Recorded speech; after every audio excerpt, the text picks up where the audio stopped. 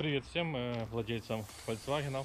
Сегодня я вам покажу, как с помощью маленького адаптера Bluetooth или Wi-Fi LM327 и телефона, либо планшета, продиагностировать ваш автомобиль и открыть, подключить скрытые функции вашего автомобиля. Погнали. Начнем с простого. Вот такой адаптер LM327, он есть Bluetooth и есть Wi-Fi. Если у вас Android, то вам надо покупать Bluetooth, ну, можно, в принципе, и Wi-Fi. Если у вас iOS, iPhone, то только Wi-Fi. И смотрите, чтобы версия была 1.5. Так же, как следующая, там 2.0 или 2.5, она очень плохо работает и иногда вообще не коннектится с вашей машиной. И для начала мы подключаем диагностический разъем. Volkswagen это примерно здесь под рулем, даже под включателем света у нас есть вот он, фиолетовый разъем. Далее берем ваш телефон, качаем приложение Caristo. Это именно приложение, в котором мы будем кодировать, и в принципе можно даже искать ошибки. Вот такой вот значок. Запускаем, включаем зажигание. Там далее, ну, вам надо будет Bluetooth найти ваш этот OBD2, подключить, ну, грубо говоря, подключиться к машине. Сейчас соединяется с адаптером, и когда будет подключаться, у вас, не пугайтесь, на табло возможно будет там бегать всякие значки, но не всегда. Итак, у нас вот такое вот меню, и первое у нас диагностика. Это, в принципе, мы нажимаем диагностировать. Сейчас начнется опрос приборной панели, всех блоков, и будут появляться ошибки и показываться, какие ошибки. Итак, пока сканируются блоки, ошибок у меня много. Тут ошибки могут еще даже быть старые, которые когда-то были. Так, отсканировалось. Ну и смотрим. По двигателю у меня лямба, зонды эти. Это у меня ошибки по второй лямба зонду, которая по катализатору. Катализатор у меня есть, но там долгая история, не приходит туда минус.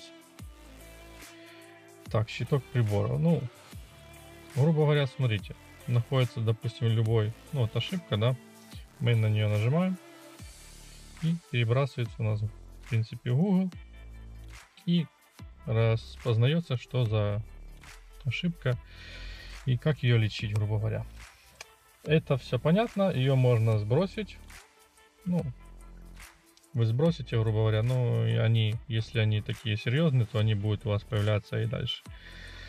Дальше выходим. Нам надо покодировать, допустим, всякие плюшки, которые их нету. Заходим, настройка, и ну, тут даже написано: разблокируйте скрытые функции. Заходим, сейчас проверяется, начинают всякие мигать у нас значки. Ну, тут много чего можно сделать, смотря какая у вас комплектация машины. У меня машина самой простой комплектации, много чего тут нету. Ну, примерно я вам покажу, где хотя бы находится оно и как оно вообще кодируется.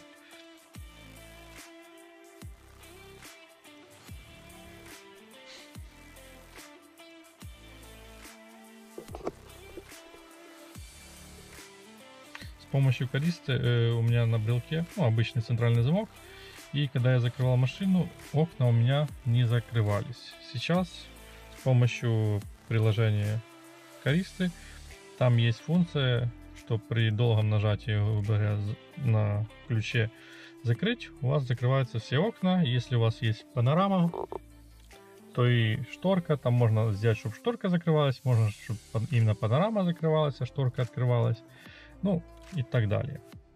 И через Caristo можно сделать тест стрелок. Когда включаем зажигание, у нас все стрелки поворачиваются, ну, до конца доходят и опускаются. Итак, у нас прогрузилось, и что мы увидим? Шасси и мотор. Здесь усиление тормозов. Можно выбрать высокий, нормальный. Мы просто выбираем, какой мы хотим, и нажимаем сохранить. Оно там чуть-чуть думает, показывает и включает. Звуки и предупреждения. Здесь у меня просто только есть о ремне безопасности. Если мы его отключим, у нас, грубо говоря, перестанет гореть значок, то, что человек не пристегнутый, и не будет первых 3 минуты, когда мы будем ехать, допустим, оно пищать. Далее. Помощь водителя. Усиление помощи рулевого управления. Это, я так понял, у нас, если электроусилитель, оно как-то чуть-чуть лучше, легче крутится руль. Ну, как бы я пробовал, что там не особо там получается. А где найти тест стрелок? Тест стрелок у нас получается инструменты, дисплей и навигация. Мы заходим. Здесь у меня, в принципе, только можно включить многофункциональный дисплей. Но это надо включать у того, у кого есть вот тут кнопки и сможет на приборке, на экране лоцать функции эти. У меня отключено, потому что если я включу, у меня там сейчас показывает погоду, грубо говоря, градусы. И когда топливо доходит до конца, до красной зоны, температура меняется на остаток пробега, и потом не меняется на температуру, даже если я заправлю бак. Из-за того, что, грубо говоря, надо кнопочками переключать. Так, эта функция у меня отключена. Далее, инструменты, язык и единицы. Здесь вы можете поменять, если у вас там мили, приборка в милях и показывает в Цельсиях, не в Цельсиях, а в Фаренгейтах температуру. Здесь, если поменять регион на Германию из США, либо там на Европу, то у вас меняется на Цельсий. И если даже язык сейчас поменять на какой-то, возможно даже поменять с мили на километров. Ну, в нормальных более-менее комплектациях здесь побольше всяких функций можно выбрать.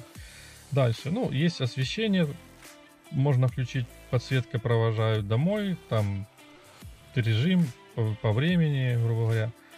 ДХО тоже всякие там, когда вы поворачиваете, чтобы ДХО, ну, загорались туманки и все остальное. Далее, автозапирание. Звуковой сигнал вы можете отключить, чтобы когда вы закрывали машину, она там не пикала, либо наоборот, и либо поворотником не мигала. Дальше, зеркала. Ну, здесь можно, если у вас в машине есть память сидений, то вы можете подключить эту функцию, если еще зеркала у вас электрические. Когда вы двигаетесь задним ходом, включаете задний ход, у вас пассажирское зеркальце, оно опускается ближе к бровке, чтобы вы видели бровку и ехали. Дальше, сиденье и рулевое.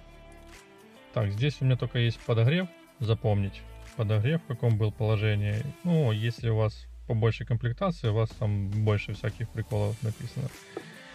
Дальше, багажник. Ну, разблокировка багажника при разблокировке дверей у меня подключено, да. Стеклоомыватель. Ну, здесь вы зайдете, сами почитайте, тут много чего можно сделать. Так, другое. У меня есть обогрев зеркал. Можно выбрать, сколько секунд он не будет работать, а потом, грубо говоря, минут, секунд, и потом отключится. Так, дальше что у нас? Ну, и в принципе все. Ну вот там, где окна и люк, то, что я говорил, тут можно все понажимать, поклацать. Действие люков крыши при открытии автомобиля с пульта открывать. Ну, и так вот дальше. То есть можете понажимать, себе покодировать, грубо говоря, под себя, подстроить автомобиль. Ну и некоторые функции открыть. Вот так вот. Такое вот приложение Криста. Думаю, вам понравилось это видео, особенно новичкам, которые пересели с других машин на машин ВАГ группы. Всем таким ваговодам, они, в принципе, эти приложения, все эти фишки знают, но новичкам это будет полезно, и этот адаптер, грубо говоря, вам поможет не ездить на СТО, а самому продиагностировать. Вдруг там у вас ошибка какая-то выскочила, ну, вы даже не знаете. Так вот, через это приложение вы узнаете, и можно даже пару кодировочек сделать своими руками, не платить на СТО деньги.